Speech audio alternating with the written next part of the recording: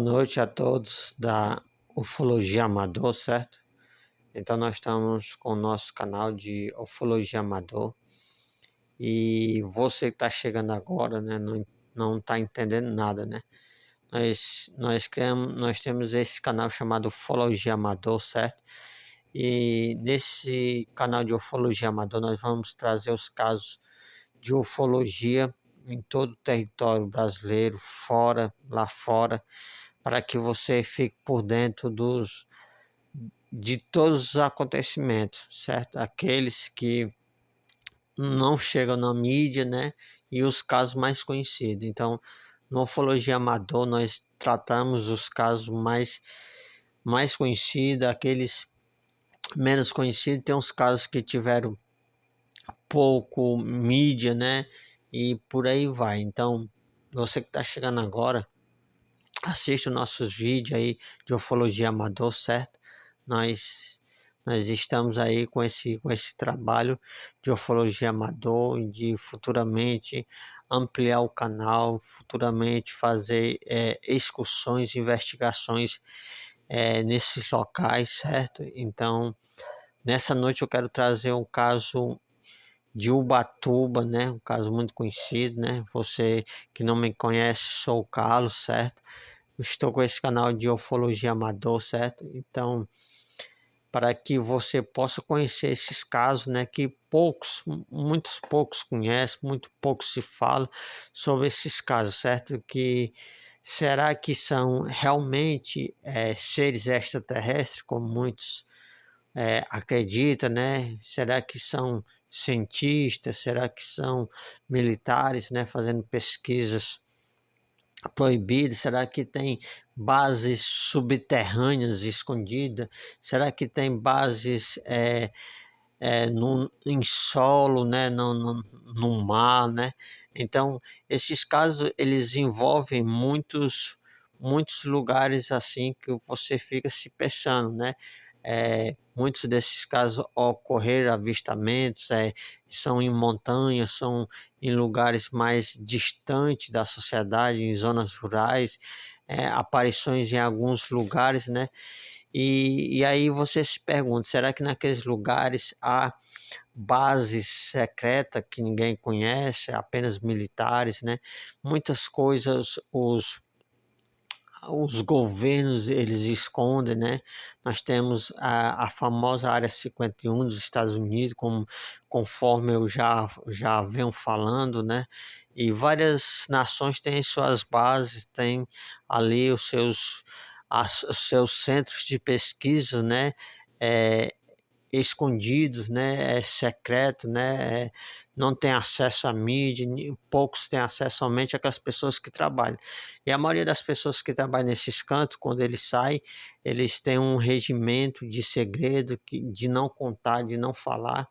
E os poucos que falam, né, quando vem trazendo algo relevante, se some, né, outros de repentemente não quer mais falar e por aí vai, são em situações. Então, nós estamos com esse canal, né, de ufologia amador, né? Você que puder nos ajudar aí, nos ajude, certo? Então, nós vamos trazer o caso de hoje, o caso de Ubatuba, né? Esse caso ele é muito emblemático porque muitos ufólogos, né, estiveram aqui nesse caso, certo? Nesse ocorrido e ao mesmo tempo foi visto, né, por várias pessoas, né?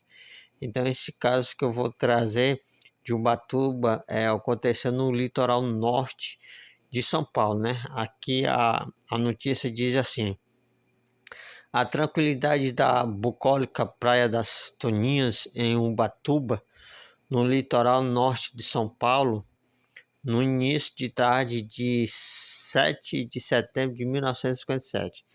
Foi interrompida por um burburinho entre os banhistas, que apontava para algo estranho que repentinamente surgiu no céu e emanava uma luz intensa, né?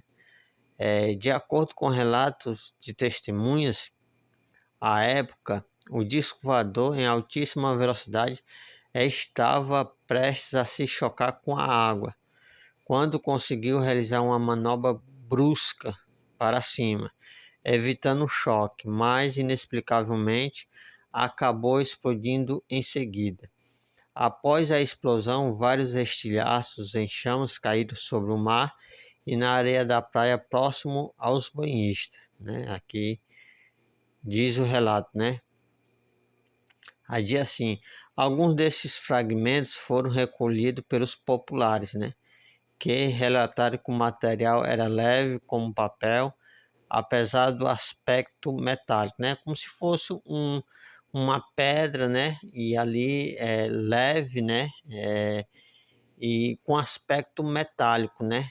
Aí diz assim, em pouco tempo o fato inusitado ganhou as manchetes dos jornais e revistas da época e chamou a atenção dos militares, né? Mais uma vez, né? Os militares que muitos desses militares dizem que não tem nada a ver com disco voador, não tem nada a ver, eles sempre procuram um argumento, mas sempre, na maioria desses casos, os militares estão no meio, né? O que há por detrás, né? Algo tem as escondidas, a oculta, né? Que também recolheram amostra para as pesquisas do que restou da explosão. E segundo ufólogos, tais análises continuam secretas até hoje, né? Então, por isso que nós estamos com esse canal de ufologia amador, para, para tentar trazer esses casos, né? E tentar desvendar o que há por detrás de tanto mistério, né? De tanto algo que eles mantêm secreto, né? Certo? Como diz aqui, tais análises continuam secretas até hoje. Não há informações sobre se aquele objeto voava remotamente ou se era conduzido por algum tipo de tripulação. Também não há relatos sobre o surgimento de corpos ou algum vestígio de vida. Não há relatos sobre a localização do que teria restado da nave após a explosão, pois, segundo as testemunhas, ela teria se desentregado por completo, né? Um morador da Praia das Toninhas, que testemunhou a queda da nave, enviou uma carta anônima para o jornal O Globo, né, contando detalhes sobre o incidente. No envelope, né, endereçado aos colunistas Ibrahim Suede, as testemunhas colocou alguns dos fragmentos recolhidos na praia, né? Aqui era as amostras, né? Aí diz assim, aqui um anexo, uma pequena amostra do material, que não sei a quem devo confiar para análise, disse o autor da carta, né? A reportagem de O Globo sobre o caso em Ubatuba foi publicada em 14 de setembro de 1957, né? Com base na carta enviada pelo morador. A notícia chamou a atenção do ufólogo Olavo Fontes, renomado investigador de OVNI, objetos voadores não identificados. À época, o colunista, que não teria acreditado na história, apesar de ter publicado o relato, repassou os fragmentos para o especialista. O fragmento foram enviado pelo ufólogo para o então Departamento Nacional de Produção Mineral, o órgão do Ministério da Agricultura, sob responsabilidade da tecnologista química Luísa Maria Barbosa, que fez as primeiras análises. Um laudo emitido em 24 de setembro daquele ano, o profissional atestou que os fragmentos tinham aspecto metálico, de cor cinza, né? Baixa densidade, que pesava cada um aproximadamente 0,6 gramas.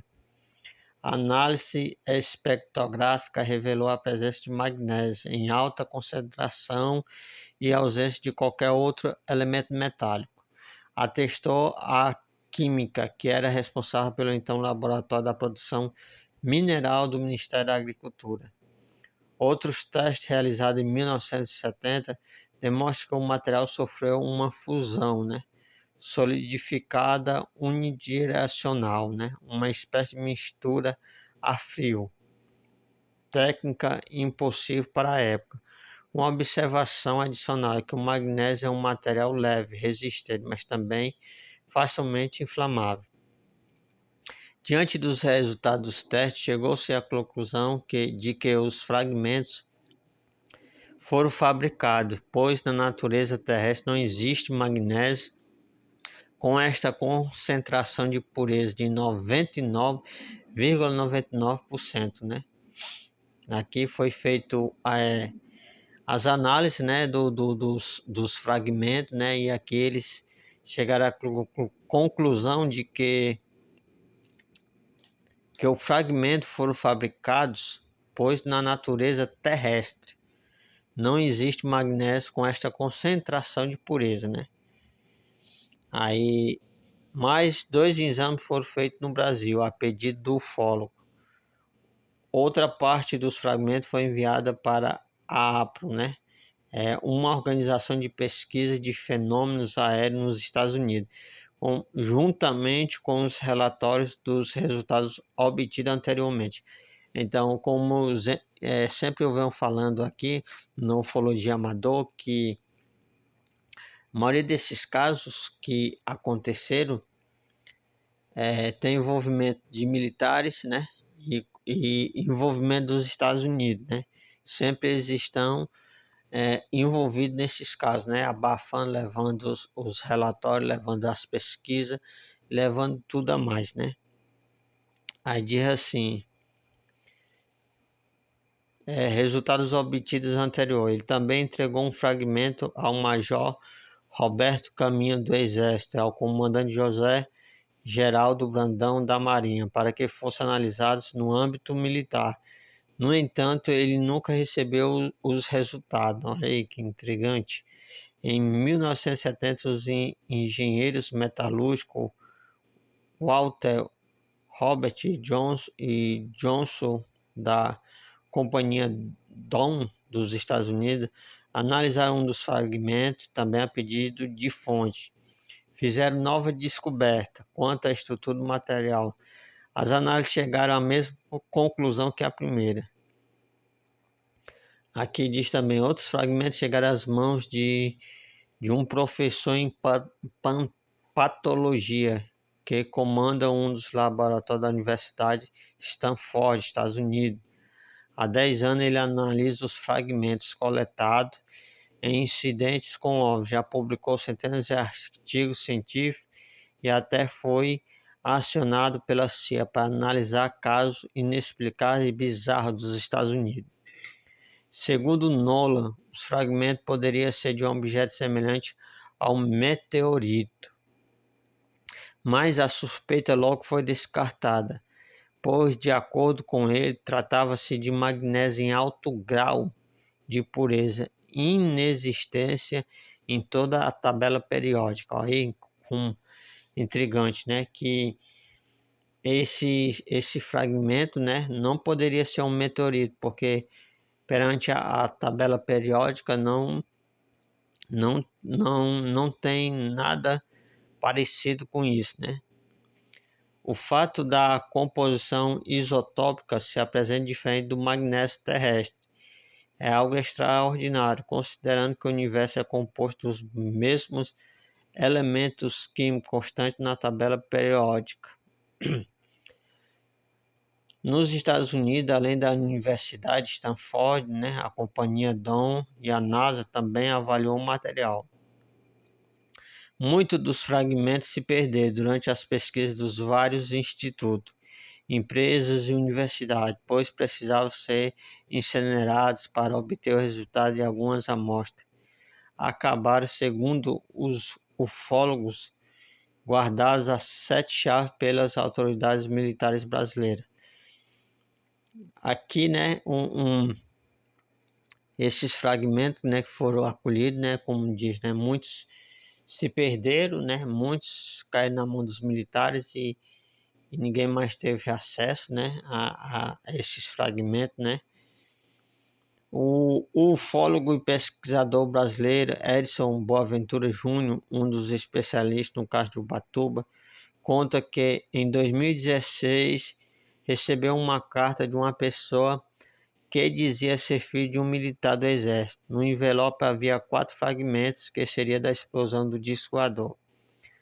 Para certificar-se de que o material de fato tinha ligação com o incidente em Ubatuba, no ano seguinte, Boaventura encaminhou um material para análise qualitativa e quantitativa para o Laboratório de Caracterização Tecnológica da USP, na Universidade de São Paulo, que também evidenciou a pureza do magnésio. 2 anos depois, o ufólogo recebeu a informação de que os fragmentos estavam expostos no Museu de OVNI, na Argentina, onde teve a oportunidade de ver e tocar o material, que faz parte daquele acervo, né? Segundo Boaventura, o metal também foi analisado por especialistas em meteoritos metálicos, que também descartaram completamente se tratar de um detritos espaciais, levando em consideração a estrutura e a composição química das amostras. Aqui continua, né? Como ele diz assim: a ciência continua interessada nesse fragmento, nestes metamateriais. Os militares brasileiros escondem a verdade sobre este incidente em Ubatuba. Olha aí que curioso. Uma coisa é certa: onde há fumaça, há fogo. Esperemos com paciência os próximos capítulos dessa intrigante história ufológica, finalizou Boaventura. Veja a íntegra da carta enviada ao colunista Ibrahim Suede de O Globo. Como leitor assíduo do jornal, quero proporcionar-lhes um verdadeiro furo jornalístico a respeito dos discos voadores, se é que acredita na existência deles. Até alguns dias atrás eu mesmo não acreditava. Mas enquanto pescava na companhia de vários amigos em Ubatuba, vi um disco voador aproximando-se da praia, numa velocidade incrível, prestes a chocar-se com as águas, quando num impulso fantástico elevou-se rapidamente e explodiu. Atônitos, acompanhamos o espetáculo de chamas e fragmentos que mais parecia fogos de artifício. Esses pedaços caíram quase todos sobre o mar, mas muitos caíram perto da praia, o que facilitou o recolhimento de uma parte do material. Aqui anexo a uma pequena amostra do material que não sei a que devo confiar para análise. Nunca li artigos que relatassem sobre pedaços desprendidos de UFO, a menos que as autoridades militares tenham também impedido essas publicações. Certo de que este assunto muito lhe interessa. Mando-lhe 2 cópias desta, né? Então, aqui é o relato, né, da testemunha, né, dado ao jornal Globo, né, o jornal Globo, né. Então, assim, esse caso de Ubatuba é um caso muito evidente, né, onde ali houve uma explosão, houve os fragmentos, né. Esses fragmentos eles foram estudados por cientistas, né, por faculdades, né, e tudo, tanto no Brasil como nos Estados Unidos, né. Parte desses fragmentos, né, tem partes deles já no museu na Argentina, né, e partes desses fragmentos ficaram também com os militares. E aí fica o X da questão, né, que por que não foi se aprofundado, né, esse caso de Ubatuba mais? Por que que esse caso ele foi, ao passar dos anos, né, esquecido e trancafiado pelas autoridades, né? Então, o que me chama a atenção é que o nosso canal de Ufologia Amador, nós iremos trazer esses relatos, né? E ao passo que nós vamos tentar montar este quebra-cabeça juntos com os ufólogos profissionais, né?